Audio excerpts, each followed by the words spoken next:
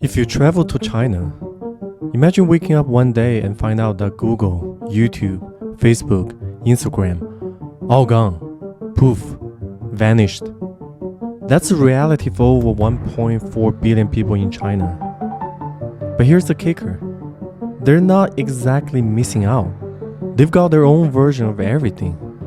A parallel universe of tech giants that most of us in the West have never heard of.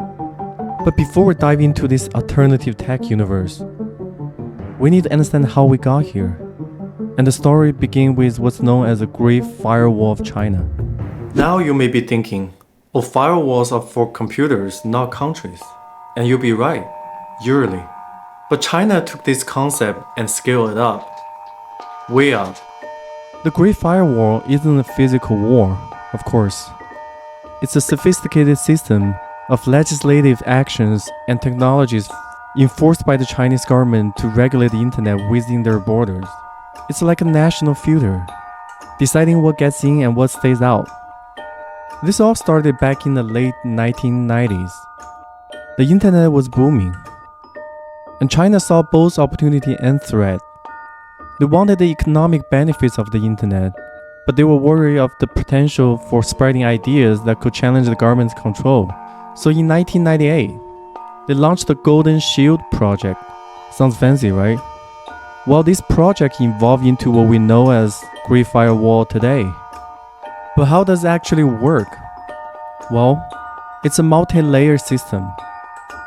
First is IP address blocking. Simply block access to certain IP addresses. The second, DNS poisoning. When you type in a web address, they redirect you to a different site. The third, URL filtering. They scan URLs for sensitive keywords and block those. The fourth, packet filtering. They inspect data packets for restricted content. And here's the kicker. They also employ an army of human sensors. Yes, actual people whose job it is to monitor and control online content. Now you might be thinking, can people just use VPNs to get around this? Well, yes and no. VPNs are a cat-mouse game in China.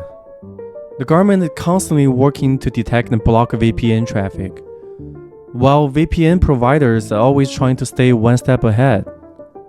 But here's where it gets really interesting. The Great Firewall didn't just block out Western tech giants. It creates a vacuum, and nature abhors a vacuum.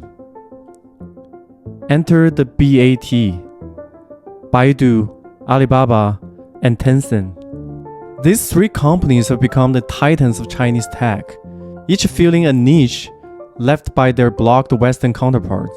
Let's break it down. Baidu is often called the Google of China. It's the country's dominant search engine, but it's also so much more.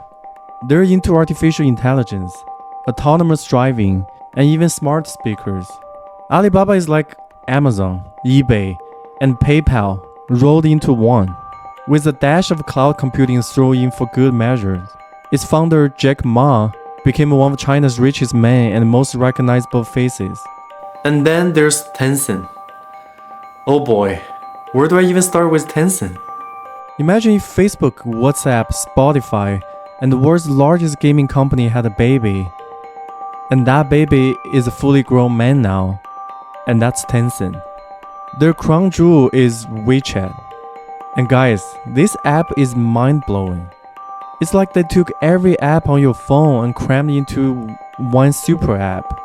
Messaging, social media, gaming, mobile payments, banking, food delivery, booking doctor's appointments, pay utilities, renew your driver's license, you name it, WeChat probably does it.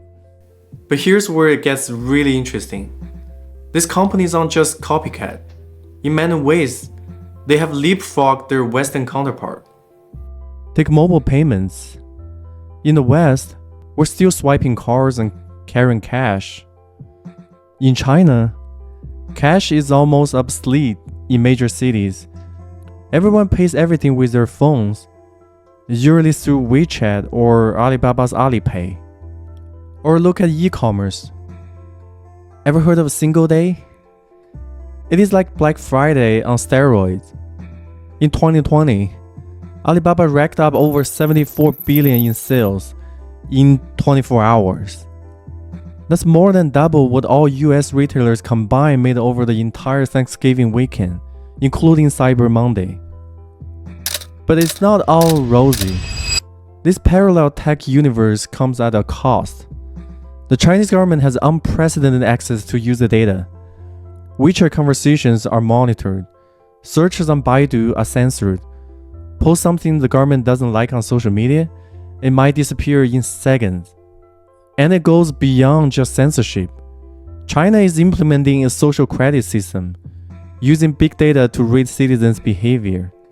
Imagine if every online purchase, every social media post, every jaywalking incident was tracked and could affect your ability to travel or get a loan.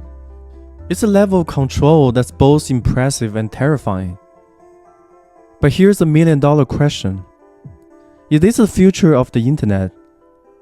A splintered cyber world where each country has its own sealed-off version. We have already seen echoes of this elsewhere. Russia has its own social media giant. Iran heavily restricts the internet access. Even the EU is implementing stricter data privacy laws. Are we heading towards a splinter net? The story of China's Great Firewall and its parallel tech universe is more than just a tale of censorship.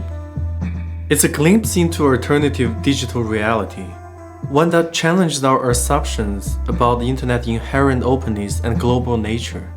It forces us to grapple with big questions. What's the right balance between government control and online freedom?